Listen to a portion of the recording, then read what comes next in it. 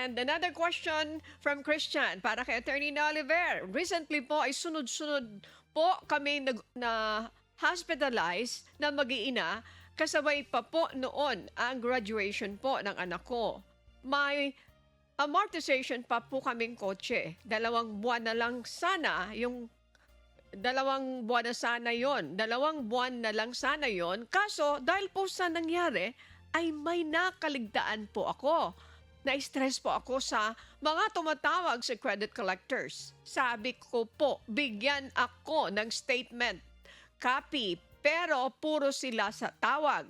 Ano po kaya ang pwedeng gawin? May posibilidad po bang hatakin yung sasakyan namin? Naku, 2 buwan na lang. Ay, Attorney Oliver, sige nga po, anong sagot natin dito kay Christian? Go ahead po, and thank you. Okay po. Kung ito po ay direct loan sa car company, doon po siya pumunta.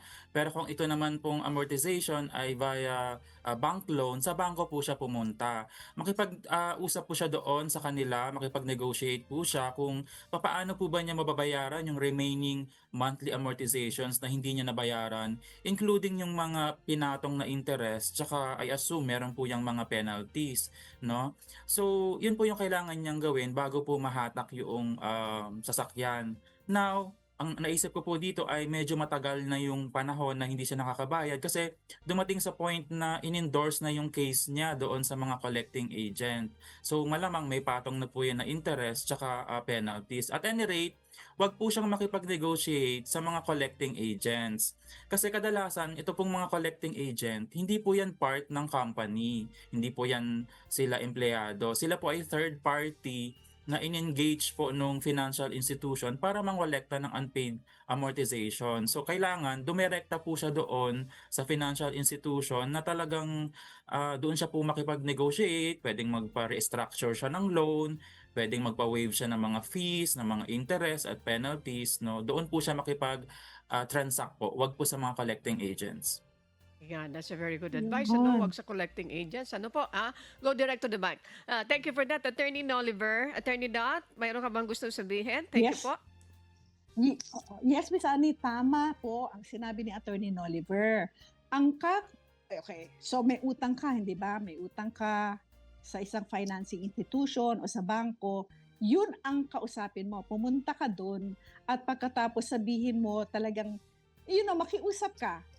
Hindi kasi ako nakapagbayad dahil na-miss ko, graduation, etc. Na-hospitalize kaming lahat.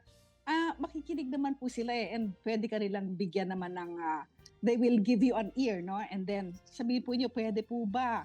Ganito na lang, i-extend po ninyo. Magbabayad po ako in the next 6 months, etc. Tapos, Miss Annie, yung isa pang pinoint out kanina na tanong is, Pwedeng hatakin. Well, ang Kung pwedeng hatakin. yon. Mabuti na sabi mo yan. Thank you po. Kapag hindi mo talaga binayaran yan, meron talagang risk na kunin sa'yo ng financing company or ng bank. So, ang pinakamabuti dyan ay makiusap, you talk to them and then tell them na you promise na you are going to pay, basta ayusin lang po natin, extend po ninyo, etc. Hindi naman po ako tatakbo, kaya nga po ako nandito, hindi ko po kayo tatakasan.